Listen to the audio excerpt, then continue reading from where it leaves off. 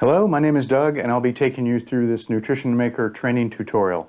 Today we're going to show you how to personalize your software to meet your needs and make it more customized for your facility.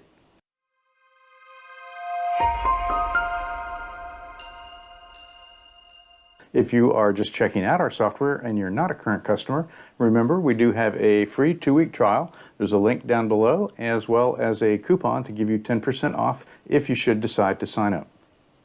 So let's get right to it. There are a few things that you'll want to start with initially to get your software personalized for you and your business. The first step is to go to Settings, drop down to Administration, and go to the General section. This will allow you to put in the label that you want to show up before your name, in this case clinician, might be dietitian, etc. The next step is to drop down to User Information. Here's where you can put in your name, email, upload your photo. You can also change your password here as well. The next step is to go to the facility information. Here you can put in your company name and address, website, and things like that. You can also upload your logo.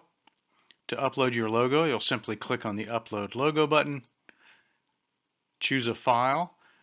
It can be in a PNG or a bitmap, and then you'll choose the file from your computer files and it will upload it. The next step is to go to Notes.